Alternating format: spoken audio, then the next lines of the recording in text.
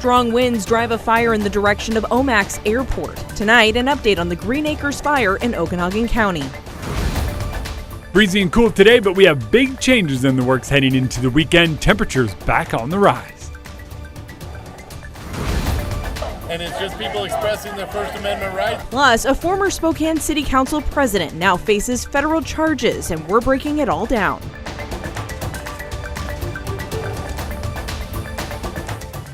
Well, good evening and thanks for joining us for KREM 2 News at 5. I'm Amanda Rowley, filling in for Mark Hanrahan. We are on fire watch today. Emergency crews are battling multiple fires around the region. One of those fires is burning near Omak.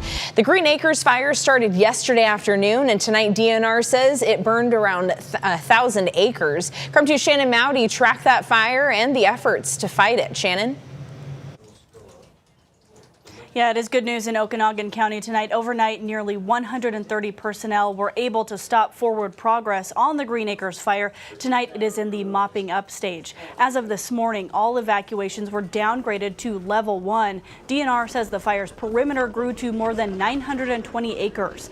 It started just after 3 Monday, about a mile north of Omak Airport, according to emergency manager Maurice Goodall. High winds between 50 miles an hour pushed it toward the airport and homes, prompting those level 2 and 3 evacuations. Now, DNR says winds and high temperatures proved a challenge, but Goodall says there was something else that caused a risk to firefighters. If you don't live in an area where there's an incident, I don't care if it's a flood, a fire, whatever else it is, you need to stay away. We had a huge problem yesterday, and we continuously hear this from people. We have looky-loos. They are causing problems. I don't know what people are thinking, but just wait. You don't need to be the first one to take the picture and get it on social media.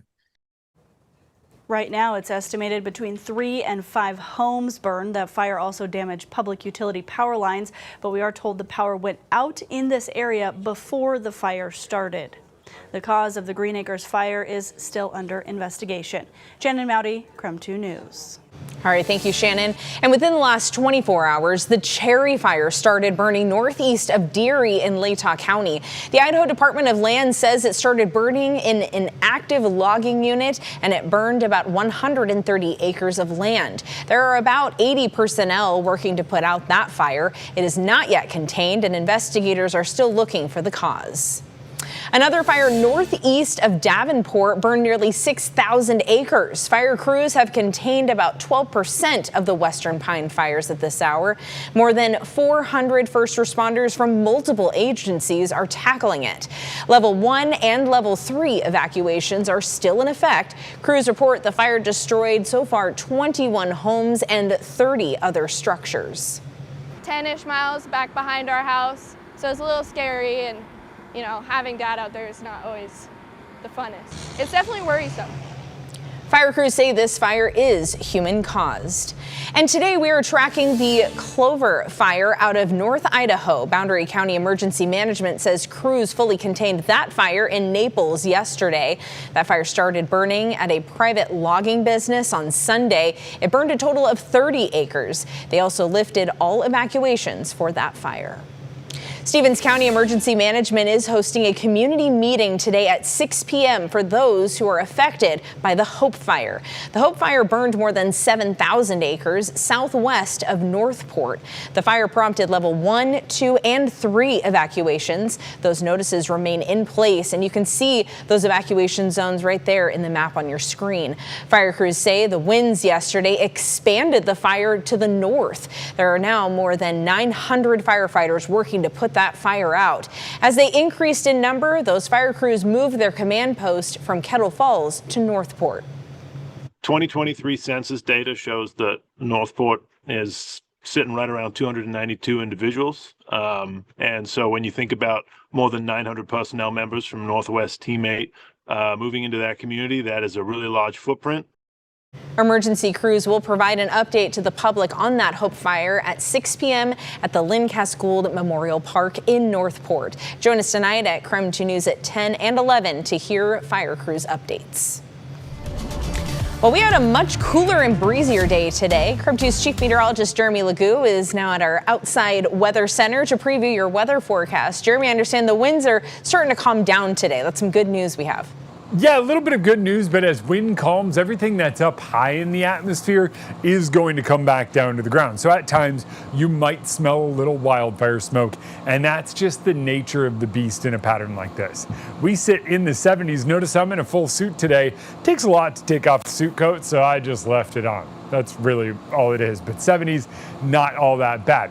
As Amanda mentioned, we do have quite a few different fires burning around the region, so if you smell smoke at any given time, that is just a sign of where we are.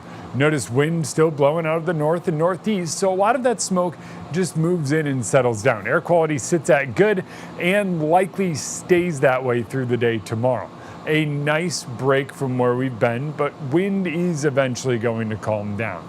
40 miles per hour in Moses Lake earlier today, 32 in Spokane and 33 up in Coeur d'Alene, 35 in Omak, a far cry from that 66 they recorded yesterday. So things are calming, but slowly. I don't think we are done with the wind until about the time the sun goes down, and then overnight see these gusts in the teens. That basically means you'll get an errant wind gust from time to time, but for the most part, things are just calm. That's the way it goes. 86 tomorrow, 91 on Thursday, 92 on Friday, and it's nothing but sunshine as we warm back up. All right, thank you, Jeremy. We are just getting started here on KREM 2 News at 5. Gonzaga University welcomes its first female president. We'll talk with her just ahead. But first, a new soccer team in Spokane is recruiting we really looked after at each other and we said, why can Ryan not play? And we can. And you heard from there. After the break, we take you to Spokane Impact's team tryouts today.